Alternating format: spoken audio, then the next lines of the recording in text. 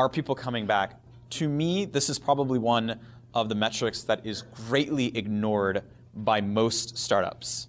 And it's often the reason why I've seen companies, even with millions of users, actually die. I've seen probably 15 different companies that grew virally and then just died. The company died.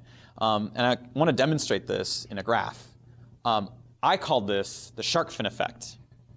And what happens is you're slaving away and you find a way to go viral, right? Maybe you're going super viral on Facebook or Instagram or something, and you're like, wow, I have struck gold. I'm acquiring tons of users. My life is awesome. I'm going to be a billionaire. It's great, right?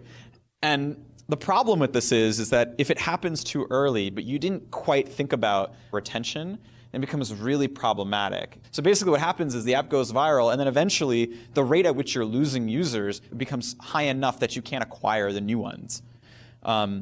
It's really important to really think through retention. So making sure that you're tracking whether a brand new user, someone who just signed up, what percentage of those users will come back like a week later or 30 days later. It's really important to track it a longer period of time because a week later is just not a harsh enough metric. And it's important to see how fast you'll end up losing users because you'll have to figure out a way to find new ones. And that becomes really, really hard at some point if the number of users you have starts to become quite high. I want to give you a slight story. If you have revenue churn and your revenue churn is, say, 7% per month, right?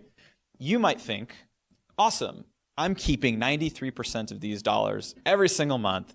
This is awesome. I'm doing really, really, really well. The problem is it's 7% monthly churn. And if you extrapolate that out over 12 months, you're actually losing 58% of your revenue in a year. It's really harsh. For some reason, this thing is not mathematically intuitive to most people. I don't know why. It wasn't even mathematically intuitive to me early on. And if you think about it, you're spending all of this energy with marketing and improving the landing page and improving the getting starting flow, and you're doing all of that. And if you don't have retention, if you're losing that 7% every single month, you have to somehow make up for that 58% that you lost going into the new year.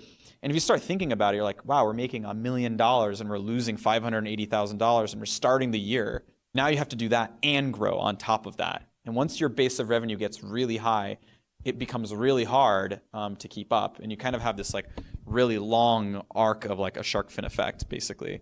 So it's really important to look at your monthly churn.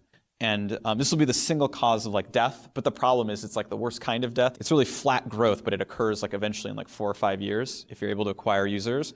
And I mention this not only because I talked to some founders about this, but this is also something that really hurt us in the early stages of Mixpanel, and we really had to figure out a way to fix this.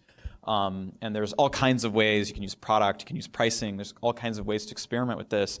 But this thing probably gave me the greatest number of nightmares and lack of sleep, I think, ever. So I really want to stress that on all B2B companies here. Really think through this number and think about almost graph okay, what would our rate of growth be if churn stayed constant? It's really important.